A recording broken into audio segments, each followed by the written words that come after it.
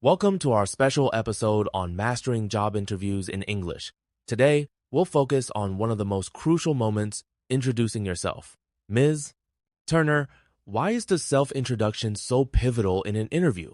A strong introduction sets the tone. Recruiters often form first impressions within seconds, so being clear and confident when describing yourself can build trust and interest right away. It's your opportunity to frame your story. That makes sense. Listeners, think of it as your personal elevator pitch, concise but impactful. As we move forward, let's analyze how to structure this introduction using practical English expressions. Absolutely. We'll break down real examples and highlight phrases such as, I have 5 years of experience in, to help you sound professional and natural from the start. Let's dive into the classic opener. Tell me about yourself. David, as our interviewee, how would you begin answering this question? I'd start with a brief overview. I'm a marketing professional with 5 years of experience in digital campaigns. In my last role, I was responsible for managing a small team and launching new social media strategies. Notice how David uses the present perfect, I have 5 years of experience, to show ongoing value. And the past simple, I was responsible for, to describe specific past duties. This structure helps add clarity. Exactly. Balancing these tenses shows both your long-term skills and your recent accomplishments, which is attractive to employers. Moving on, let's focus on describing previous jobs. David, how can candidates use precise vocabulary to make their experience stand out? Using action verbs is key.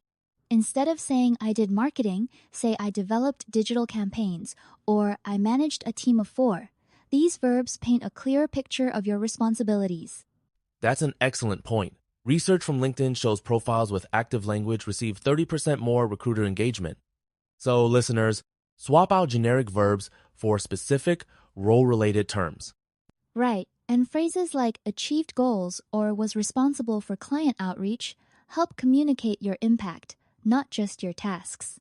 Let's talk about showcasing achievements. Ms. Turner, what makes an accomplishment memorable during interviews? Quantifying your impact is powerful. For example, I increased social media engagement by 40% in 6 months is much stronger than I worked on social media. Numbers make your achievements concrete. That's a great tip.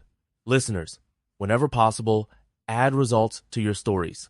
Imagine a candidate who says, I helped my team exceed quarterly sales targets for 2 years. That's impressive and specific. Exactly. And if you're just starting out, focus on skills gained or positive feedback received, which still shows value to potential employers. Interviewers often ask about strengths and weaknesses. David, how do you recommend answering these honestly yet professionally? Start with a strength relevant to the job, like one of my strengths is creative problem solving. For weaknesses, choose something you're actively improving, such as, I used to struggle with delegation, but have learned to trust my team more. This approach shows self-awareness and a growth mindset, which managers appreciate. In fact, a Career Builder survey found 77% of employers value candidates who can discuss development areas openly. Indeed, framing weaknesses as learning opportunities demonstrates resilience and adaptability qualities essential in today's workplace. Grammar plays a big role in sounding professional.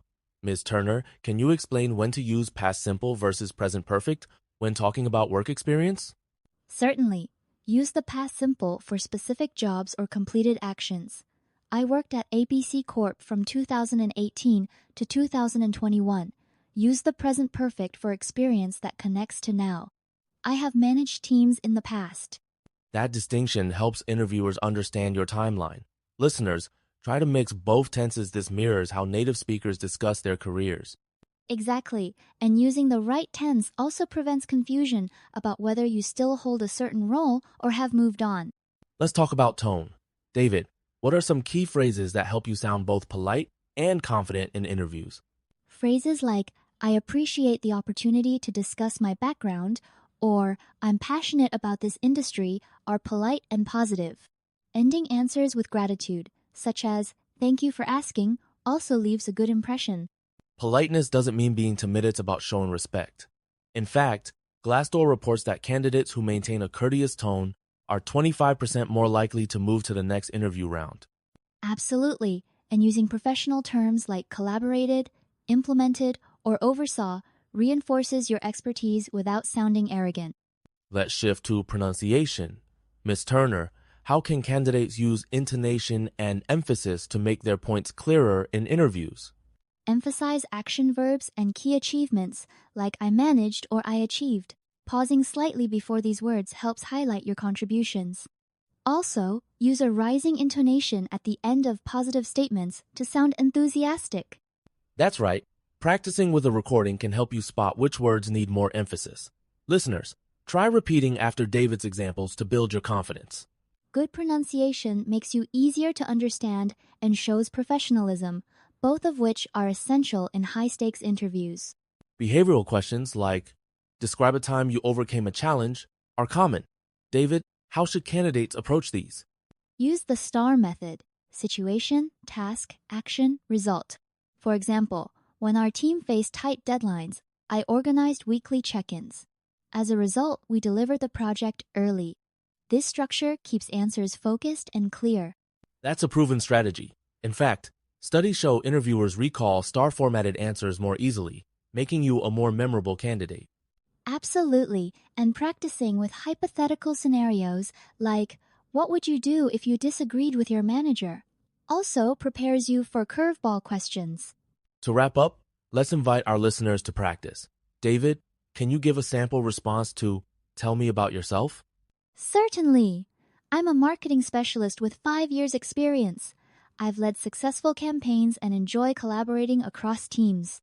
My recent focus has been on data-driven strategies, and I'm excited to bring this expertise to your company. Listeners, now it's your turn. Pause the episode and try answering, describe your last job. Use the phrases and structures we discussed today.